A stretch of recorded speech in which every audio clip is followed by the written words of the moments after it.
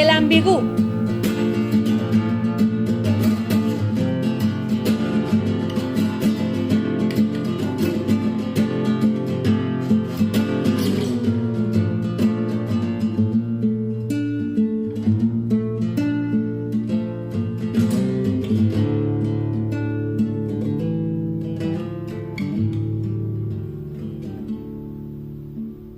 Bueno, Egunon, buenos días. Estamos una vez más en el Ambigú de Pabellón 6. En las entregas anteriores hablamos sobre Luces de Bohemia, una obra dirigida por Ramón Barea.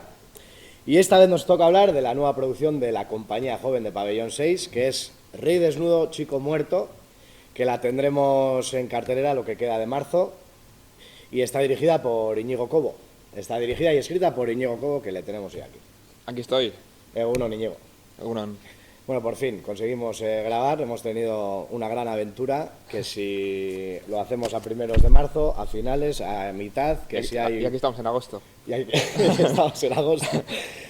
Y no, queríamos haberlo hecho antes de empezar, de que se estrenara, pero bueno, por motivos no se ha podido hacer, pero bueno, ya estamos aquí. Bueno, lo importante es que se está haciendo y a ver qué sale de aquí, ¿no? Da igual cuándo. Sí, no, si la idea es que se vea o antes de ver la obra o después para rellenar huecos de información que se pueda añadir a la obra.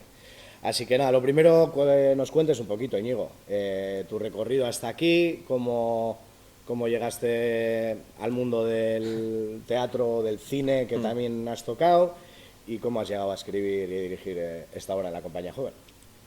Bueno, mi trayectoria es un poco extraña, digamos, a nivel profesional, en general, tengo un camino un poco extraño, un poco atípico, ¿no? Porque, bueno, yo tengo 29 años, empecé a hacer cortos y esas movidas en la uni, ¿no? A los 18, en primero de carrera, yo empecé a estudiar comunicación audiovisual en la UPV, estuve 2 años, luego lo dejé. Y en ese tiempo empecé a hacer cosas con compañeros, me alié con gente, sobre todo de periodismo, ¿no? Porque el primer año es compartido y hacía más cosas con los de periodismo que con los de comunicación. Acabé un poco desencantado con la carrera y lo dejé. Y me fui a magisterio.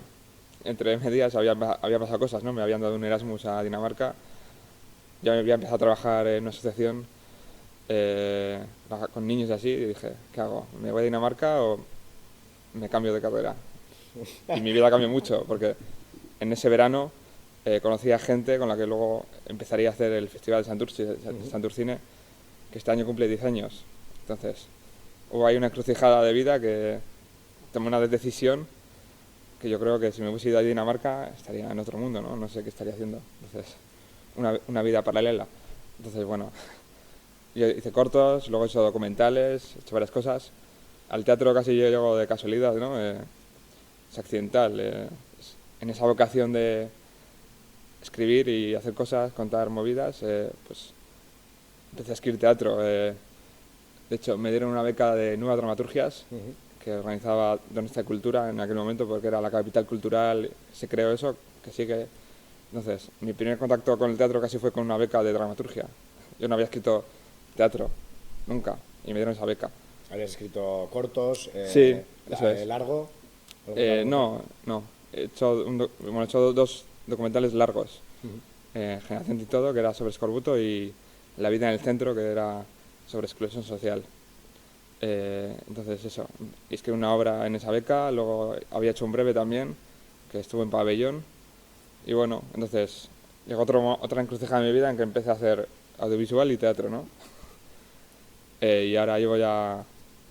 El último documental lo hice en el 2020, después de la cuarentena. Y de ahí no he vuelto a hacer audiovisual. Sí que he echado una mano a gente haciendo cortos y así, pero estos últimos años me he centrado más en teatro. Y a Pabellón llegó a través de Ramón Barea, de ayudante de dirección en UBU, que también te conocí a ti. Y todo está conectado. Y ahí empecé en Pabellón, digamos. Y de ahí pues surgió Lagaste, el edificio, la sede, no sé qué. Y esta obra es mi segunda obra. La primera fue Todo saldrá bien, donde también sales tú. Sí, salgo yo, creo recordar. Sí. Y de Todo saldrá bien también hay gente que está en esta obra. Y bueno, pues esta es mi segunda obra dirigida, ¿no? No es la segunda escrita. De teatro he escrito 4 obras, creo. Una es Todo saldrá bien, otra es esta, otra es Niños en llamas, que está ahí como en un cajoncito, a ver si se hace alguna vez. Y otra es otra que me encargaron a raíz de Todo saldrá bien. Me la encargaron, la hice y se está dirigiendo ahora. Se va a estrenar en otoño, creo, en Bilbao Circuito A. Ah, vale. O sea, no está estrenada todavía. No, yo hice el guión y hace un año así, y ahí está. Así Vale, es. bueno, pues con Sí. este breve resumen de, Sí. de tu corta vida, eh, que todo saldrá bien, que fue lo último que vimos aquí, estaba claro, era una obra que salía de la pandemia directamente, pero esta obra, ¿qué es lo que te mueve a escribir esta obra? Buena pregunta. ¿Qué me mueve? Pues no sé, últimamente estoy cómodo haciendo obras que tengan cierto contenido social, ¿no? O que tengan cierto mensaje, no sé si mensaje o reivindicación, no sé cómo llamarlo. Tampoco me gusta llamarlo así porque me parece, no sé. Pero el hacer una obra que tenga como un sentido, ¿no? O una utilidad, eso me llama mucha atención. Es decir, ¿para qué hago una obra? Es decir, ¿puedo hacer algo que sea entretenido o más lúdico? Sí, está guay también, me gusta. De hecho, la primera que escribí no tenía un mensaje así social, ¿no? Joder, si voy a hacer algo, voy a intentar que tenga, no sé, un poco así de miga. A mí para escribirla me es satisfactorio porque me siento que estoy haciendo algo un poco útil con el mundo, ¿no? Sí, de la medida en la que puedo. Que mueva conciencias, por lo Sí, menos, o que nos lleve a una reflexión. sí, sin ser tampoco un drama absoluto porque siempre me gusta meter alguna tontería, alguna gilipollez de estas que igual solo me hace gracia a mí. No sé, un poco ese equilibrio entre... De hecho, la obra tiene una bobada, ¿no? No sé, a mí me hace gracia y lo aligera, porque también el teatro social a veces peca de trascendencia, ¿no? Yo creo que un mensaje te cala más si te lo meten con un poco de poca seriedad o poca seriedad en uno mismo, ¿no? Entonces, sí. Vale, y claro, me he dado cuenta que hay gente que no sabe todavía de qué va la obra. Quiero Ya. decir, estamos explicando por Sí. qué, pero más o menos como... no hace falta hacer un resumen, pero pues eso, ¿de qué son los temas que se tratan? Habla de la homofobia y de los delitos de odio, sí que surge un poco el año pasado. Bueno, esta obra empieza a germinar en verano, ¿no? Es cuando está esta convocatoria de proyectos. Y, y justo en verano hubo una escalada de delitos de odio, sobre todo LGTBI-fóbicos, ¿no? Sobre todo a hombres. Que es curioso porque la mujer siempre sufre una discriminación hasta para el odio, ¿no? Porque es verdad que, sí, es verdad que las mujeres lesbianas están como muy invisibilizadas. También están en el espacio público. Y eso no sé, es un poco extraño lo que digo, pero cuando vemos delitos de odio suele ser en hombres o en personas trans. Pero bueno, pues sin más. Entonces hubo una escalada de delitos de odio hacia hombres gays sobre todo. Y cogí cosas que tenía un poco ahí en la cabeza o ideas que tenía por ahí abandonadas y empecé a dar forma a esto, que es un poco un collage histórico también, ¿no? Pues había estado leyendo cosas sobre ciertos personajes que salen en la obra históricos, empecé a unir cosas, ¿no? Así que la obra está en un puzzle, ¿no? Sí, porque es que era lo siguiente que queríamos preguntarte. Sí. ¿De dónde surge la idea y cómo es ese proceso de escritura? Porque, claro, ¿cuánto hay de documentación? Porque entiendo que con la cantidad de personajes que aparecen históricos, ¿no? Ahí tendrá que haber una gran cantidad de documentación. Igual son personajes que tú ya conocías de antes, ¿no? ¿Cómo eres capaz de algo que tú dices que la obra que dura... ¿Cuánto dura? Hora 40. Hora 40. Hora 45. En realidad dura un minuto. Sí. Entonces, ¿cómo creas? ¿Cómo es ese proceso de escritura de juntar todas esas historias, esos personajes históricos, y cuánto hay de ficción y cuánto hay de realidad en esta obra?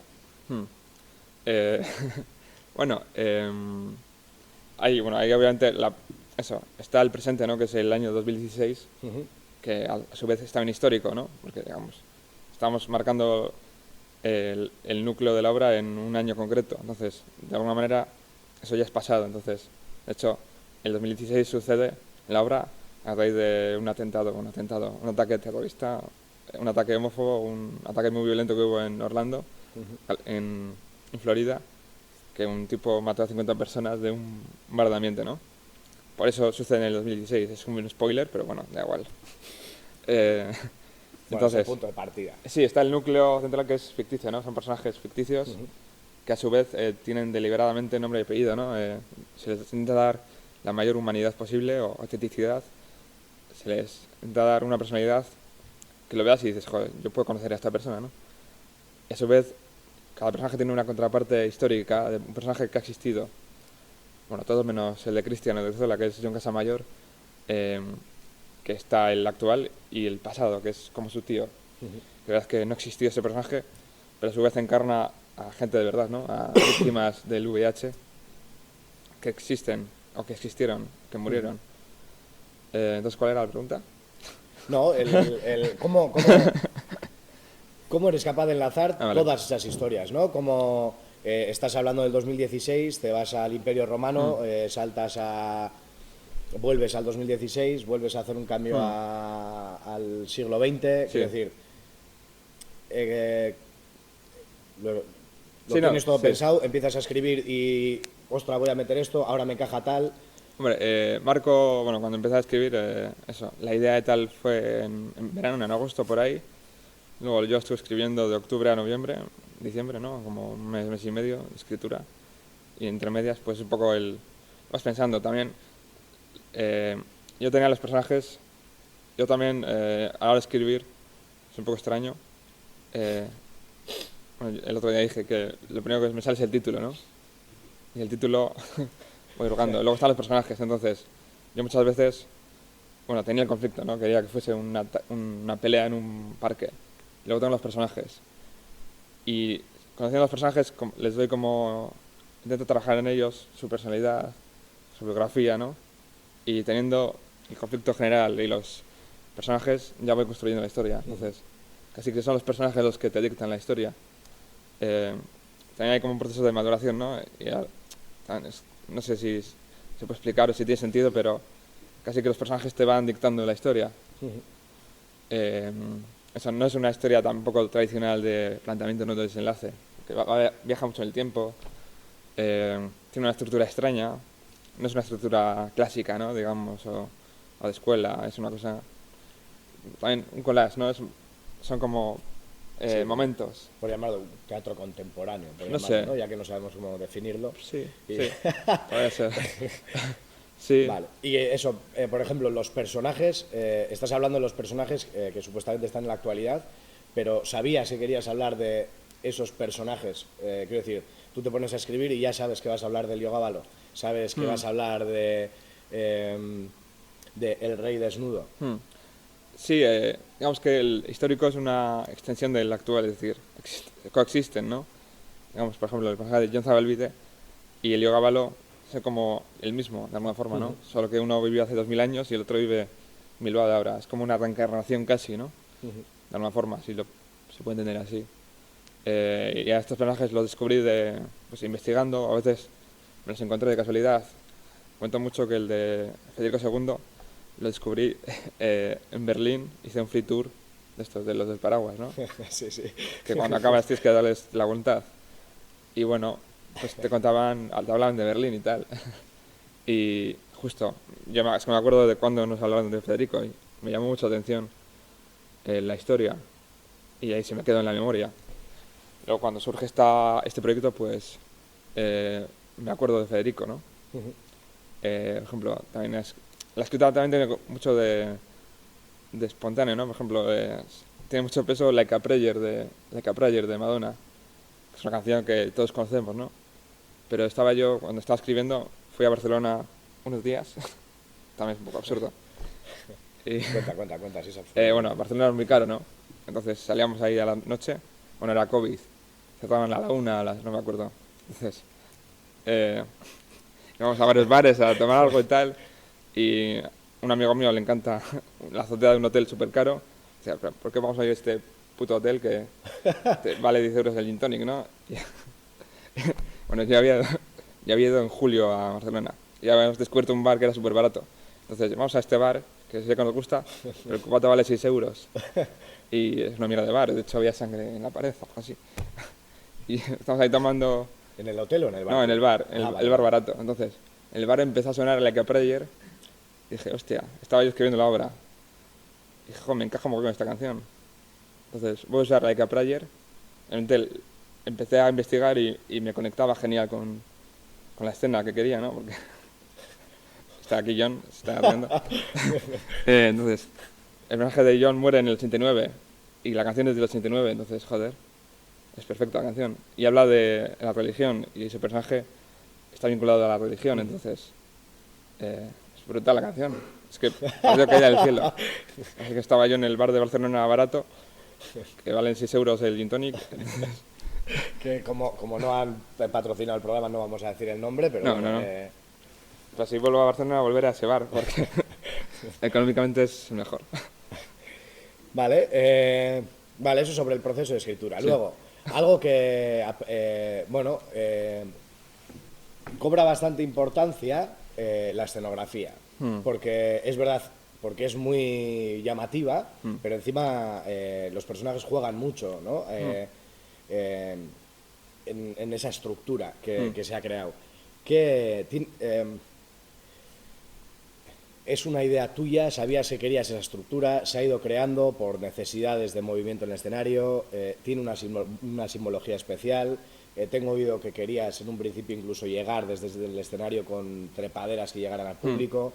¿Qué es lo que significa? ¿O cómo termina de formarse esa estructura, esa escenografía actual? Bueno, el proceso así de creación, de montaje de la obra, yo creo que es un choque un poco entre lo que tú quieres, lo que tienes en la cabeza, luego la realidad, ¿no? Es decir, lo que van naciendo en el montaje, ¿no? Porque es una cosa viva, ¿no? Tú tienes tu idea, llegas, puede cambiar o ves cosas que se te ocurren, entonces una cosa, yo creo que es una vez con expectativas, intenciones y realidad y resultados, ¿no? Una cosa que funciona, o tienes una cosa en la cabeza que te parece increíble y luego no hay por dónde cogerla. O que dices, voy a ver si funciona, esperas 2 semanas y ves que no hay por dónde cogerla, ¿no? Entonces, una cosa constante de actores, tú no sé qué, tal. Entonces, yo quería una barricada, ¿no? Entonces, en el texto sale la propuesta, una montaña de cosas, ¿no? Que estuviesen en el patio de butacas, no sé qué, que la fueran destruyendo o quitando, transformando y tal. Y bueno, también quería jugar con las alturas, ¿no? Porque también la obra habla sobre un poco el poder, ¿no? Y el tipo de... El poder que... El odio también tiene cierto poder, ¿no? Los ojos de poderes, el agresor, el agredido, no sé qué. Esas movidas. Entonces, luego vas viendo eso, la realidad, igual una barricada no es ni práctica ni útil, no sé qué. Entonces, pensando y tal, me acuerdo que estuvimos hablando aquí, fuimos aquí a la taquilla y la taquilla es un andamio. Joder, vamos a coger la taquilla, ¿no? No podía hacer la taquilla. Entonces, se tuvo que alquilar. No entiendo por qué. ¿Quién se negaría a coger la taquilla? Porque al final, si es parte de... Eso también. Quería que hubiese como objetos de todos los tiempos, ¿no? Porque es una obra que juega con esta cosa. De hecho, hablando de tal, es una tontería, pero hay una película de Spider-Man en la que también hay como una cosa multidimensional, la dibujos animados, no sé si la has visto. Y cuando hay una distorsión espacio-temporal, también hay un montón de objetos de todos los tiempos, de todos los mundos. Luego ves la última peli de Spider-Man y el clímax es en un andamio, no sé si lo has visto. Qué bonito, no la he visto. La pelea al final es un andamio. O sea que tenemos relación entre Spider-Man sí, y... siempre. Y Desnudo Chico Muerto. No, entonces eso, se vio el andamio y tal, entonces, sobre todo que el andamio también sugiriese esta cosa como triangular, ¿no? Como piramidal, que iba a tener la barricada, ¿no? Y eso, entonces, había objetos de otros tiempos, en la base del andamio eran objetos, luego se fue liberando, entonces sí que la escenografía ha tenido una evolución, ¿no? De tener un montón de objetos así dispares a decidir en el último momento quitar objetos que molestaban. Luego también yo quería tener como maleza, ¿no? Hierba, esta cosa que la hierba se come a la ciudad, ¿no? Que cuando tú abandonas un edificio se le come la hierba. Sí, la naturaleza al final Eso es. lo termina. Entonces, sí, entonces va evolucionando, el concepto va evolucionando con el tiempo. Eso sobre la escenografía, que igual también tiene que ver la pregunta. Claramente la corona que aparece continuamente dibujada, ¿no? Es una corona típica de Basquiat. ¿Ha tenido mayor importancia o relevancia Basquiat en la obra? ¿Ha habido otras referencias artísticas que hayas utilizado, otros artistas? Bueno, eso, la corona, al final, cuando piensas en una corona tal, una referencia muy fácil o que tenemos muchos es Basquiat, ¿no? Yo tampoco soy experto en Basquiat, ni mucho menos, pero también Basquiat tiene esta cosa urbana, ¿no? De hecho, me acuerdo, hablando con Betiche Saitua, que ha hecho el vestuario, cuando le hablaba de los personajes de la obra y tal, ella incluso no había visto gran cosa del proyecto todavía, a ella le vino Basquiat también en la cabeza. No solo por la corona que sale en la obra, sino las referencias, tema de homosexualidad, ciudad, ¿no? Eso Basquiat también es como muy neoyorquino, ¿no? Luego eso veis aquí el andamio, como muy callejero, ¿no? Así que va por ahí. Referencias otras, bueno, hablamos de Teresa Freer, ¿no? Que es una fotógrafa.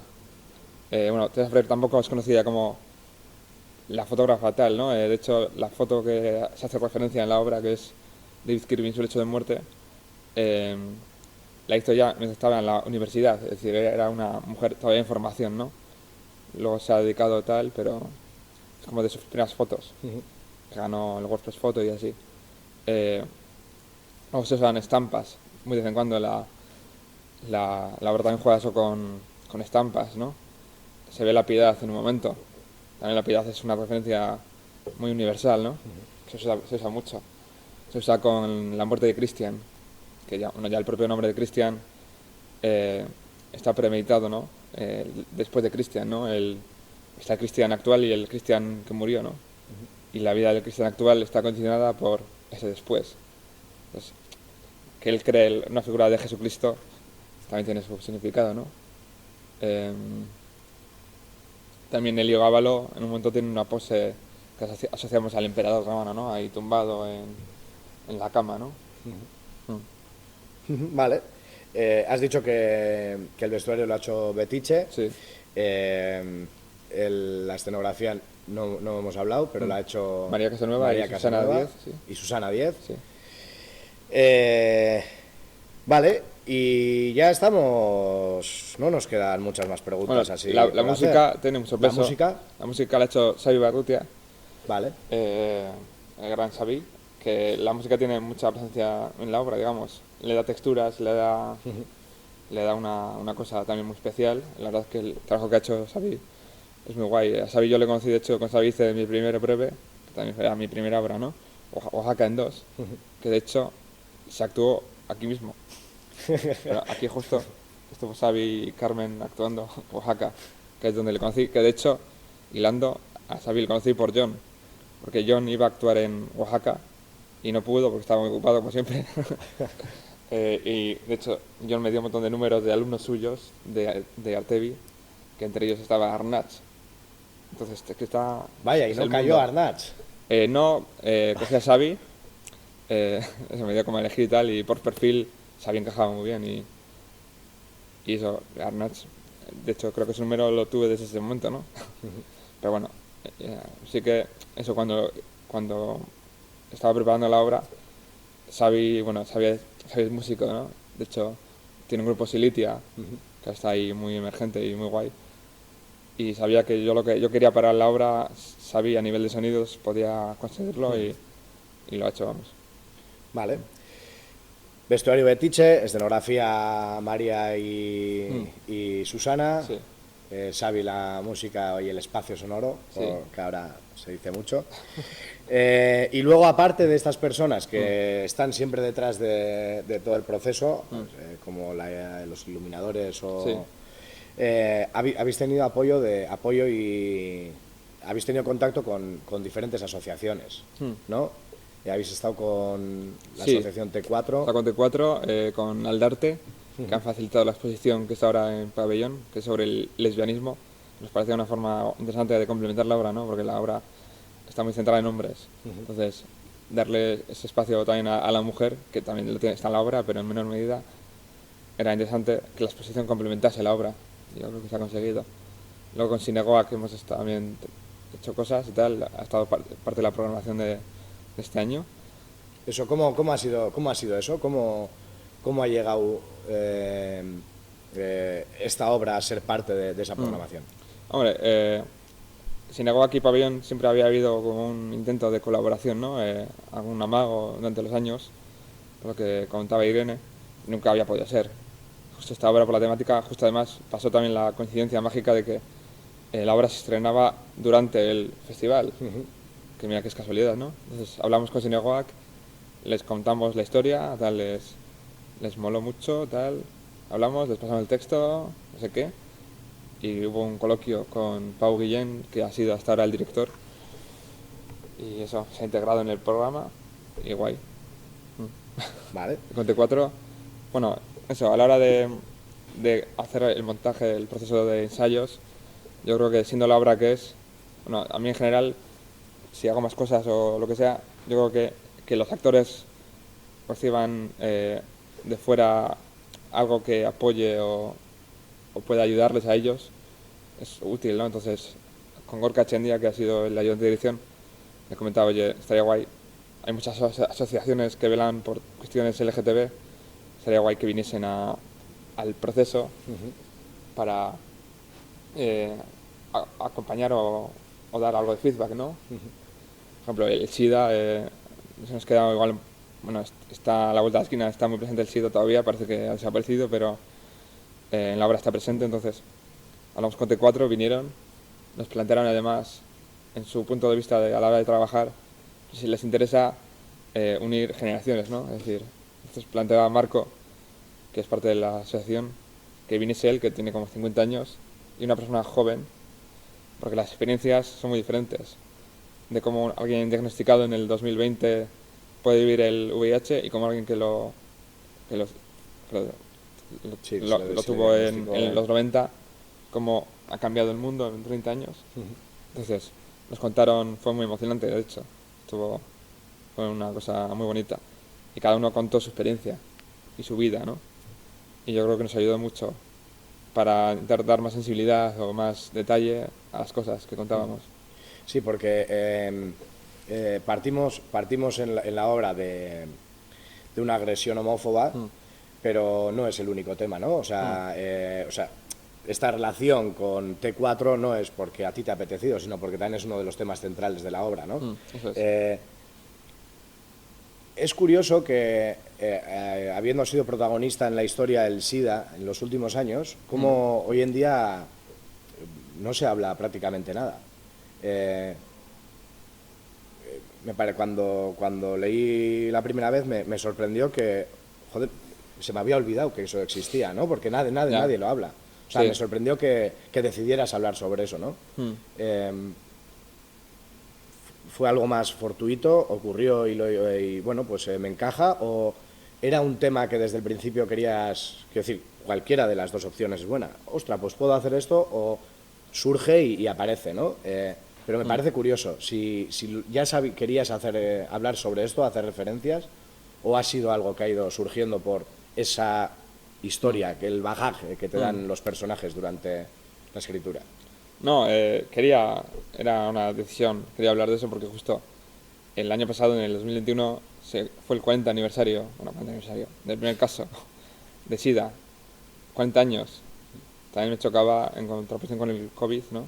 Como en meses se buscan soluciones y como una cosa que lleva 40 años arrastrándose, que también muchas veces hablamos del VIH y tal, pero en África es un problema tremendo, ¿sabes? Ya que solo es cosa de gays y tal, pero hay partes del mundo donde el VIH se está extendiendo como el COVID, o peor, ¿sabes? Sí, como cualquier pandemia. Pero es curioso como una cosa nicho, ¿no? Que les pasa solo a una minoría, importa un carajo a nivel global, ¿no? Es como una cosa, incluso ahora que es menos virulento, es menos mortal, se le ha perdido, no sé si el miedo el respeto o la atención, ¿no? Sí, no, es que la sensación cada vez que pienso en ello es de que no existe. Quiero decir, como, No, una cosa que como solo le como pasa la peste, a ¿no? los... Que ocurrió y ya Sí. está, y nos hemos olvidado. Y claro, de repente cuando te encuentras con una obra así dices, no, ostras, es que todavía hay gente a la que se le diagnostica y todavía Sí. hay gente con la que lleva años con esto diagnosticado y nos hemos olvidado completamente, ¿no? Sí, eso, como solo les pasa a los heroinómanos y a los homosexuales, pues en su momento era así. De hecho, no sé, en Estados Unidos tuvo que pasar un montón de años hasta que el presidente de Estados Unidos habló en público de eso, ¿no? De hecho, al principio se le llamaba el cáncer gay, ¿no? Se llamaba así. Entonces, el cáncer solo le pasa a unos pocos. Y eso, y a día de hoy, es que no sigue presente. Hay muchas asociaciones que por fortuna les dan atención y trabajan y hay sensibilización, pero bueno. Por eso me interesa hablar de ello, porque está en una parte de la vida, ¿no? Sí, sí, por eso lo comento, Y porque hay poca precaución también. La gente joven, como pilla tan lejos, no les presta atención, ¿no? Pero bueno, eso. Pues muy bien. Luego, aparte de... Habéis tenido esta asociación que estuvo presente con, bueno, y comentando, explicando la problemática o bueno, el VIH y el SIDA al elenco, pero ¿han hecho coloquios para público? ¿El T4? No, No. aún no. Igual está la opción, pero no. Puede que pase, no sé. Vale, Sí. vale. Y bueno, hemos dicho al principio que tenemos actuaciones todo marzo, los fines de semana de viernes a domingo. Sí, Normalmente viernes y sábados a las 8, domingos a las 7. eso es. Pero escolares también habéis tenido. Sí, tuvimos ayer la primera con el Colegio de Amorebieta y el lunes tenemos otra. No sé cuántos va a ¿Y ir. qué tal con los escolares? Bien, tenía miedo los actores de que, bueno, a los escolares siempre hay miedo, ¿no? Pero Sí, yo creo que siempre hay mucho miedo. en pabellón se están portando bien, porque en Luces de Bohemia también hubo escolares y hubo muy buena conducta, vamos. Y ayer también la hubo. Y sorprendentemente, que no suele pasar, los chavales, bueno, las chavalas, las chicas, porque los chavales dijeron ni mu, hicieron un montón de preguntas. Que eso suele costar, porque en las escolares no suelen hablar, vamos. En escolares y muchas veces en funciones Sí. para adultos también, Eso no, también es suele, verdad. no suele haber mucha participación. Y lo guay, no solo de la obra, sino a nivel de gasto y compañía, yo creo que es muy interesante traer a gente joven a ver las obras de la compañía joven, porque el hecho de ver en el escenario a personas jóvenes les hace conectar de otra forma, ¿no? Les hace verse más reflejados. Y de hecho la mayoría de las preguntas que salieron no eran sobre la obra tanto, sino de actores y actrices. Es decir, ¿desde cuándo llevas trabajando? También me hacía gracia esta pregunta de ¿y tus padres qué te dijeron? Es como hablan desde ellos mismos, desde ellas mismas, porque se ven conectados con los intérpretes. Sí, Y eso no también solo es- con la historia, sino con la... Sí, eso es muy bonito, porque a mí también me parece guay, interesante e importante que haya referentes del mundo de las artes escénicas, ¿no? O del cine. Porque cuando estás en bachiller parece que solo tienes opciones de hacer ADE o medicina, ingeniería. Pocas veces se ve la opción de la actuación o del oficio como una cosa viable, ¿no? Entonces, Sí, o de cualquier arte, ¿no? Eso es, parece cualquier algo arte, es decir, de gente extraña que le ha tocado así un dedo y de Sí, repente es artista, eso es, pero sí. no puede ser mi padre, no puedo ser Eso yo, es. mi madre o mi hermana. ahora se ve como una opción, o si se ve como una opción es una opción loca que ni dices en voz alta. Entonces, sí, es guay, es bonito. Pues muy bien, no sé, ¿algo más que quieras comentar sobre la obra? Hasta ahora, ¿qué tal ha sido la acogida? ¿Qué está diciendo la gente? Bueno, lo que suele oír más es las cosas buenas, ¿no? Las cosas malas, la gente se las calla o las comenta en el coche. Eh, pero bien, la gente está diciendo cosas guays, está llegando. No, quiero decir, porque antes también hemos estado hablando que ya ha habido un par de...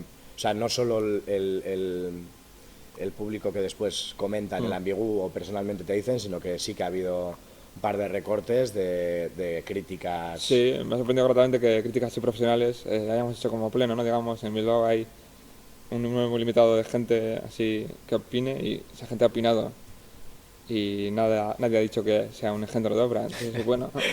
Han dicho cosas buenas. Sí, yo creo que estoy contento y el público la recibe bien, es una obra también peculiar a nivel de narrativa, a nivel de puesta en escena, ¿no? Donde ves a unos chavales con andamios moviéndolos. Y bueno, bien, es una propuesta un poco atrevida de alguna manera. También me preocupaba que el tema nicho, ¿no? Digamos, una obra que habla sobre un colectivo minoritario, hay gente que no le va a atraer, que no va a decir, no va a gastar mi tarde en ver a gente haciendo cruising en un parque, ¿no? Entonces, eso me preocupaba, ¿no? Que el ¿Sí interés... crees que no está a la orden del día el tema, que la gente no está concienciada? Concienciada... O sea, quiero decir que igual ha llegado a un punto por X que la gente está aburrida ya de hablar de esto. Puede ser, es una de mis preocupaciones con estas cosas, que la gente lo tiene tan oído, es como Ucrania o la crisis de los refugiados en general, que dice, sí, hay refugiados, vale. Y ya está. ¿Sabes? Sí, como pasó con el COVID, era ya, sí, vale, ya de hablarnos del sí, COVID. está, también puede que el interés esté neutralizado, ¿no? Es decir, sí hay homofobia, muy bien, yo no soy homófobo. Y ya está. Pero la homofobia sigue habiendo. Te vas a un bar y si pones oído en algún sitio seguro que hay cosas feas, esas cosas, ¿no? El racismo, yo suelo decir que no vamos a solucionar la homofobia, ni el racismo, ni el sexismo dentro de 1000 años. Yo veo muy probable que siga habiéndolo, ¿no? Es decir, no somos la generación que vaya a cambiar el mundo. Es un poco triste decirlo, pero yo creo que así, ¿no? Podemos aportar cosas o mejorar a ciertos Sí, no se va a individuos. erradicar. No se va a erradicar, siempre ha habido, ¿no? Como todos los De problemas. hecho, la obra sí, habla sí. de eso, ¿no? De que hace 1500 años está pasando. Y ahora, bueno, sí que se están haciendo movimientos políticos, sociales. Hay movimientos sociales que hace 40 años no había, ¿no? Por ejemplo, en España. Pero bueno, siempre habrá...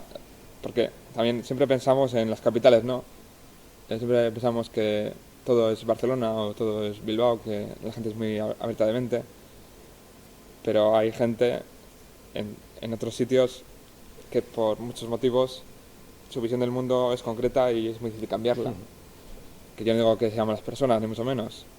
También hay que aceptar que las cosas van muy lentas o que tienen que pasar muchas cosas para que la gente cambie de opinión y tampoco puedes imponer a nadie ciertas opiniones. Hay Sí, que pero bueno, vivir con ello. esa era también lo que decías al principio, ¿no? De Sí. hacer, o sea, crear algo para conseguir algo, Sí, ¿no? Que sí. sabemos que va a ser imposible que desaparezca del todo, pero por lo menos aportar Sí. algo a esta sociedad para que eso poco a poco vaya cambiando. Sobre todo dar voz a esas personas, ¿no? Porque muchas veces estamos cansados de que hablen por ellos, ¿no? Por ejemplo, yo estoy harto de que un político hable de otros, de los sirios, en plan de, joder, no sé qué, no sé cuántos. Yo creo que hace más oír a un sirio hablar De su situación. de Siria. Entonces, poner a personajes propios en voz, contando sus historias, es decir, visibilizando, por ejemplo, estas cosas que se ven en la obra, yo creo que puede ser más útil y más potente. Por ejemplo, cuando hace un testimonio en primera persona de alguien que murió de SIDA, ¿no? Igual te hace más cambio que leer un panfleto, datos, ¿no? Entonces, el hecho también es intencionado, ¿no? De personalizar, de intentar dar tanta personalidad a estos personajes, ¿no? Es decir, tienen nombre y apellido y le están insultando, ¿no? Igual te hace conectar más. Pues, Muy bien, pues hasta aquí, Íñigo. aquí la chapa. No, muy bien, hasta muy bien. Bueno, ya lo hemos dicho, pero recuerdo por si acaso, Rey Desnudo y Chico Muerto, lo que queda de marzo en Pabellón 6 de viernes a domingo, algún matinal habrá de escolares. Así que nada, es que ricasco, Íñigo. A vosotros, el equipo del podcast. Y pues nada, es que ricasco también al equipo que hace posible, el amigo Ferchi, Cecil, Maite, Paichon y Lucía. Así que es que ricasco.